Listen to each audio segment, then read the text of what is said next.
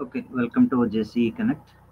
In the previous class, we were discussing about the uh, what exactly the things will be there in the estimate, especially in the DPR, that is the detailed project report. So the detailed project report it should consist of the uh, detailed measurements along with the rates. Then it has to be consolidated in abstract. So normally abstract is a consolidated measurements as well as the consolidated cost of the overall project. So then uh, in that also in the abstract um, we have to include some of the contingencies. That contingencies normally accounting with unforeseen expenditures. um, I already said that includes the workmanships as well as it includes uh, some of the GST amounts, whether it is a 12% or whether it is a 19% or 18%. How exactly it will be, we'll see how exactly that can be included in each of the reports. So we'll move on to the what kind of data is required um, in um, the preparing the DPRs. So some of the uh, specifications like some of the specifications like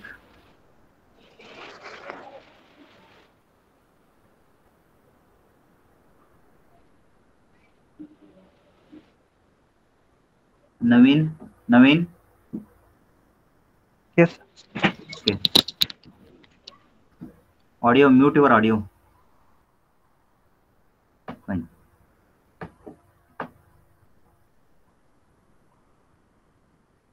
Some of the general specifications which are required um, in uh, preparing the DPR. So it includes the two normal specific general specifications and detailed specifications. Maybe we'll try to open one SR book. There you'll come to know that what are general specifications and what are detailed specifications of the materials. So normally the general specifications that includes the nature, quality, class of works, materials in general terms. It is used for various works. Detailed specifications, it gives the the work laying down the quantities, qualities of the materials, their proportions and method of preparations, workmanships and execution of the work. So normal the detailed specifications it involves till completion of the work how it can be executed, including the quality of the work, quality of the material, then and what class it is going to come. So that has to be um, made it clear in the specific uh, detailed specifications. So general specifications normally they it does not include in detailed about the work, but when it comes to the detailed specifications, we'll see how exactly it will be there in the SR rates whenever we'll start the work or whenever we'll start the solving the problems. So for preparing the estimate, uh, some of the unit rates of each item is required. The unit rate means, for example, a pipeline, a pipe material for each unit or each 100-meter pipe, what will be the cost? So that is required. So we'll see how exactly it is going to uh, come or how exactly it will be considered whenever we'll start an example.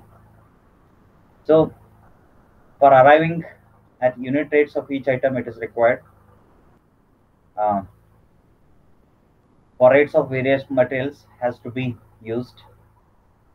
How exactly it will be used, we'll see it. So means overall what are the things are required that we have to see. Then the cost for transportation of the materials, that is also required, that has to be included in preparation of the DPR. Then laborers, so you have a class 1, class 2, class 3 laborers will be there. So then there again, when it comes to the class 1, so whether it is skilled or unskilled, again class 2, skilled or unskilled, class 3, skilled or unskilled. So that has to be uh, considered in uh, including the in the DPR itself. Then masons, carpenters, so mazdoors, so that has to be included in the reports. So when I say it is a complete estimate, so most of the people, so this is the hierarchy in preparing the complete estimate. So if you know this, means it is very easy to prepare the complete estimate. So then most of the people think that the estimate of the structure includes cost of the land, cost of the materials and laborers, but many other direct and indirect cost has to be included. See, we say that it is only the structure. We can say it's the cost of the materials, labors, and the land. But some of the indirect expenditures has to be included in preparing the reports or making the cost estimation. So which are those things? So then first one, that is the cost of the land, that is required. So when it comes to the complete estimate, it is divided into mainly four parts.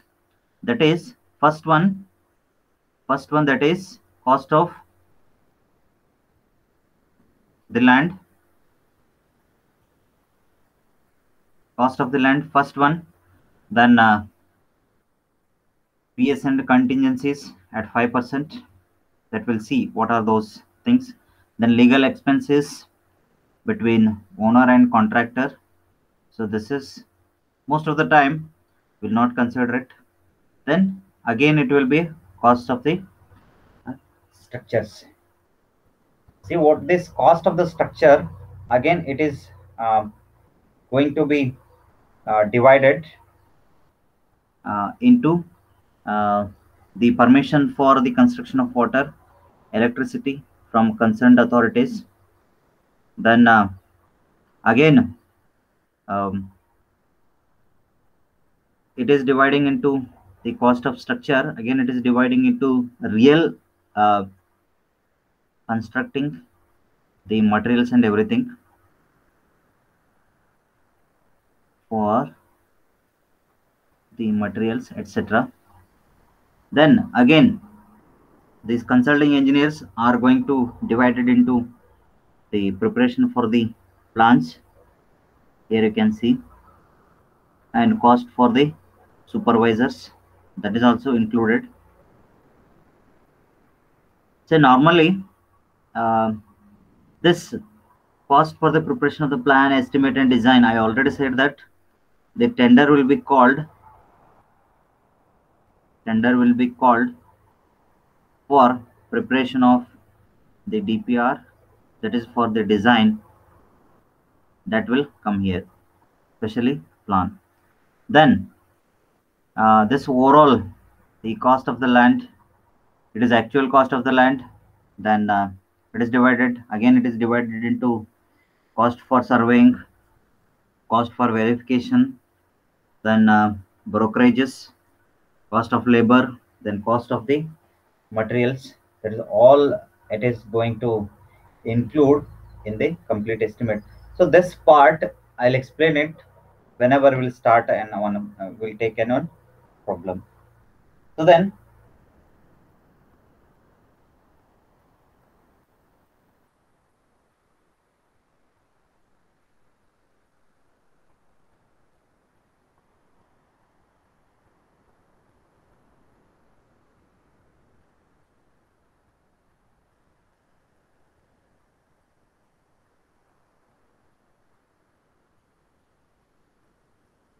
One more, that is term called lump sum. You maybe or you may not be know about this lump sum. What this lump sum stands for? While preparing an estimate, it is not possible to work out in detail in case of the petty items. So items other than civil engineering, such as uh, water supply and sanitary arrangements, and some of the electrical installations, architectural features, some of the contingencies and unforeseen items. I already explained what are these contingencies and unforeseen um, unforeseen items. That is, when I say it is a lump sum stands for the other than civil engineering works. So when I say it is a civil engineering works, so it is the water supply and sanitary arrangements, and it includes the electrical installations like meters and motors, then architectural features, and some of the contingencies. I already said that contingencies, some of the unforeseen items, and um, for example, uh, GST that has to be included, and um, if any repair during the execution time, if any damage is going to happen, so that is included. Then contingencies like if anybody is coming for the verification, then charges will be given for them. um, that is inspection charges, that will also comes under contingencies. Then some of the unforeseen items we'll see whenever we'll maybe when you start executing uh, the things in the field, uh, you will come to know that what are the unforeseen items. So normally these unforeseen items, you cannot give any accountability for these things. When you give the accountability also, most of the officers will not uh, uh, give the permission for that. So like that, normally they will give, they will keep some extra amount for the unforeseen items. So normally overall we can say that a lump sum means it is other than civil engineering works. So it is very less, the amount is very less, but still it has to be included. So normally certain percentage on the cost of the estimation is allotted for the above LS amounts. So normally it is 5 to 6% or 7 to 8%. Normally they will prefer for this lump sum amounts. So then work charge establishment. So when I use a work charge establishment, it is completely related to the labor part only. So workmanship. So during the construction of any of the project, considerable number of skilled supervisors for work assistants, watchmen, etc. are employed on temporary basis. Very important.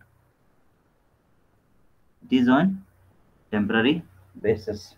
You cannot give any orders for them, or you are permanent like that. So any temporary basis you can take, that will be comes under the work charge establishment. The salaries for these persons are drawn from the LS amount allotted towards the work charged establishment. Normally it is charged directly to the work, and an LS amount of 1 to 2% of the estimated cost to be provided for the work charge establishment. But uh, sometimes still some confusion is there in some of the projects. Whenever we are doing some estimation, we will add the labor charge also, and also will add some work charge establishment also. So uh, again, some clear cut estimation has to be happen, whether the labors has to be included in work charge establishment or not. Sometimes it will overlap. The labors will include in the preparation of the DPR. Again, separately they will charge as a 1 to 2% for work charge establishments. So make it very clear that whenever preparation of the DPR, whenever if you are starting the work, make it very clear that for example, one item if you take it, that is earthwork labor plus workmanship workmanship. Again, it has to be separated out. Again, for some of the specific work like concreting and all those things, there is a lot of confusion is there whether it has to be included in the labor or workmanship.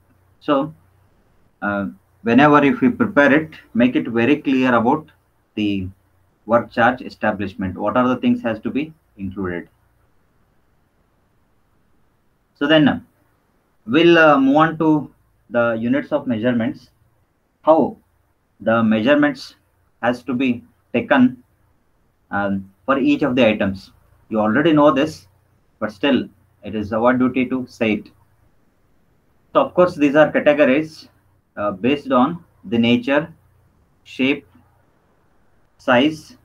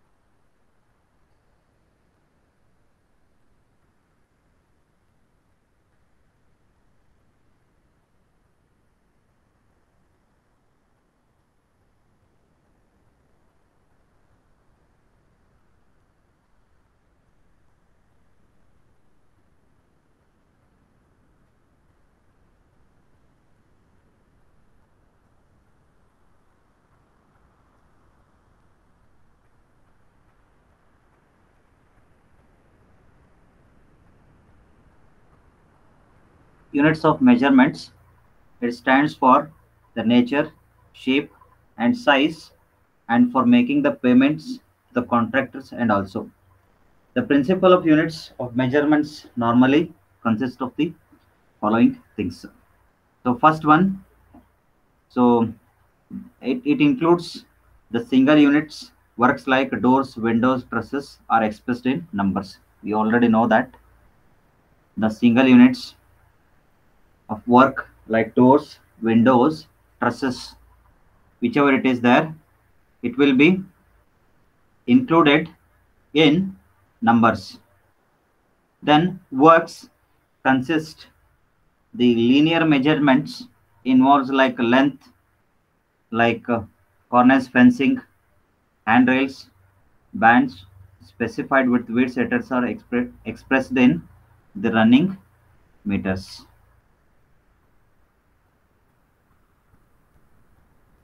It will be expressed in running meters like fencing. So then length it will be expressed. Then work consists of the aerial surfaces measurements like the plastering, then whitewashing, the partitions of a specified thickness etc. are expressed in square meters. So works consist cubical contents such as volume of the earthwork, cement concrete, masonry etc. are in cubic meters. It will be in meter cubes. Of course, you already know this, but whenever when you start doing the estimation, you should know what are the units has to be taken for each of the elements. So as for our this is in detailed things about the each of the items. Normally what we will do in our uh, works, the first item, that is earthwork. In the earthwork part, so first earthwork in excavation, so normally it will be measured in the cubic meter, and whenever you are doing the payment it has to be per percentage cubic meter only, or it will be per cubic meter only. So it is as for IS 1200 revised details. Then whenever in a foundation in trenches, that is also in cubic meters, whether it is if you are excavating the pipelines, so then length, width, height, that will be calculated, how much excavated, that will be calculated. Then earthwork in filling, so that will also be in cubic meter only.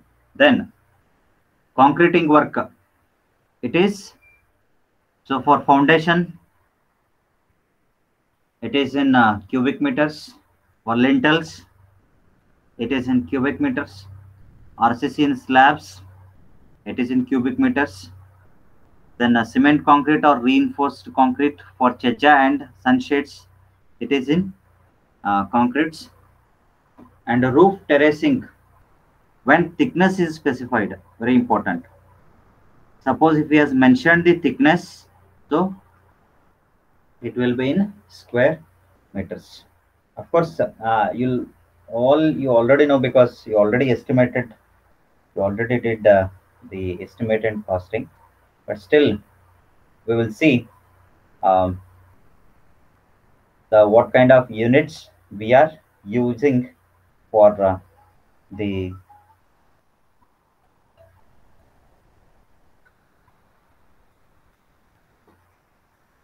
we are using it for the concreting purpose. So then for cement concrete bed,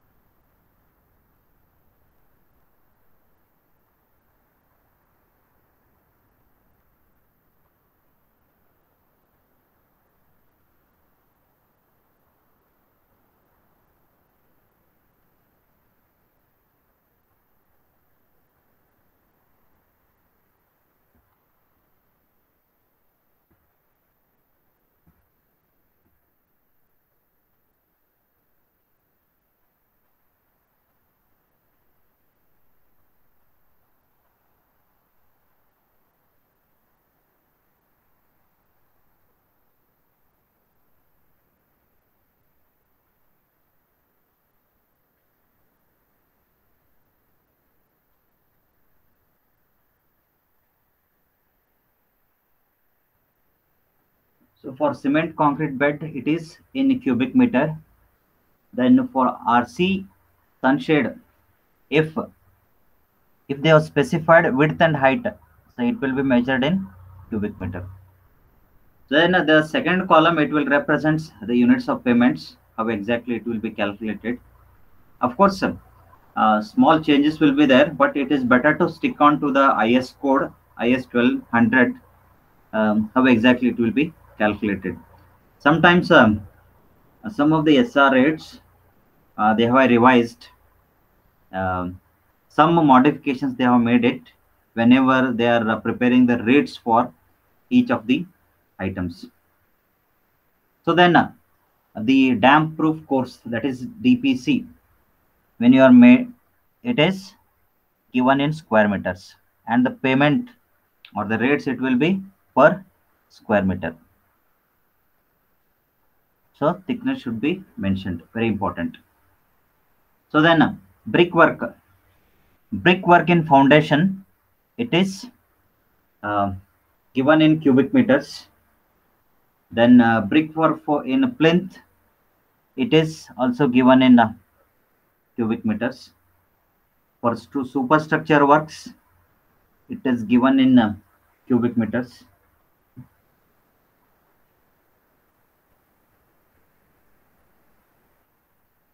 Then thin partition walls, it is also given in square meters.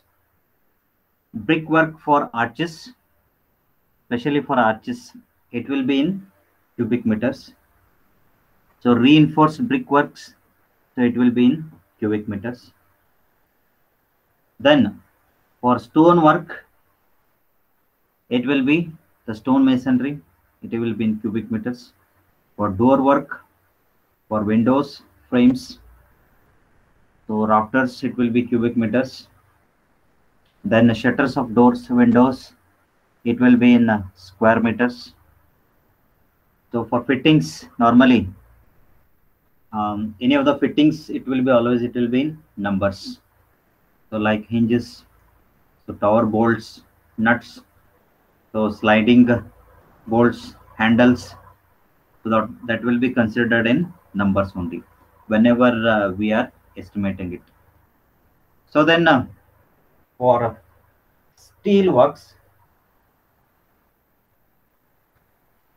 for steel reinforced bars, RCC, and it will be in terms of quintals, or it will be in tons.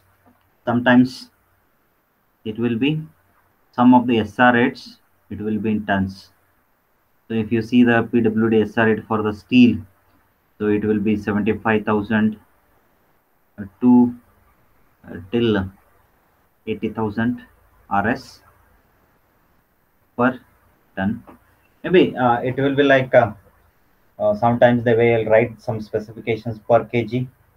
Sometimes they will write it in terms of tons. See, different SR rates are available.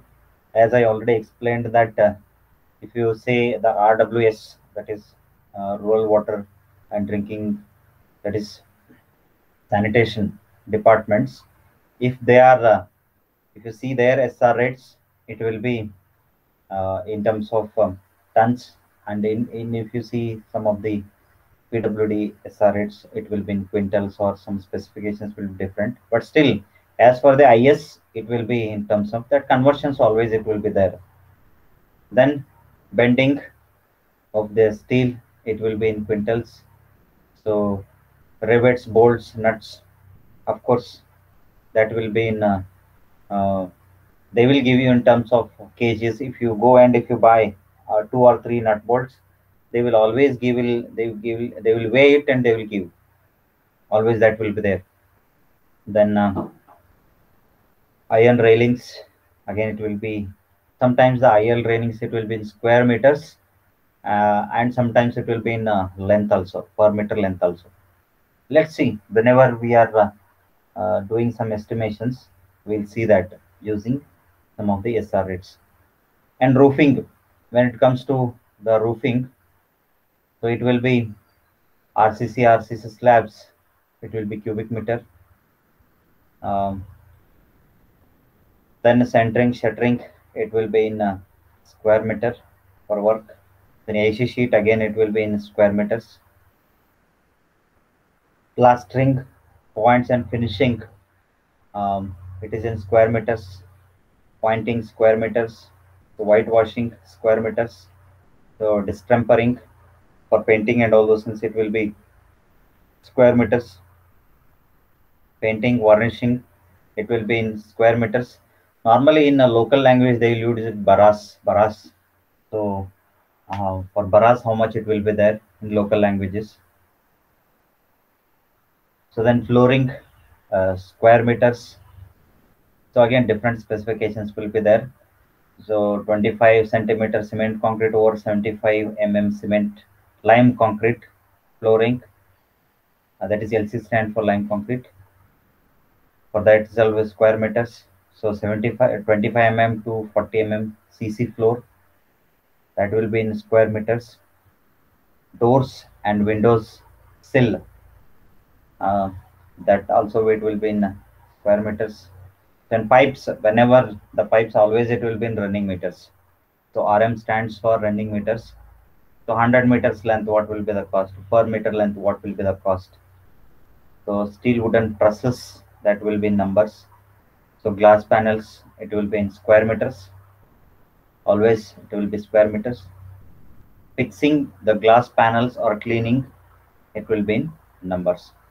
So why I'm going a little bit fast here, because you already know this and you already did the estimation also. So then in the next class, maybe we'll start with uh, the estimation part by taking some of the examples.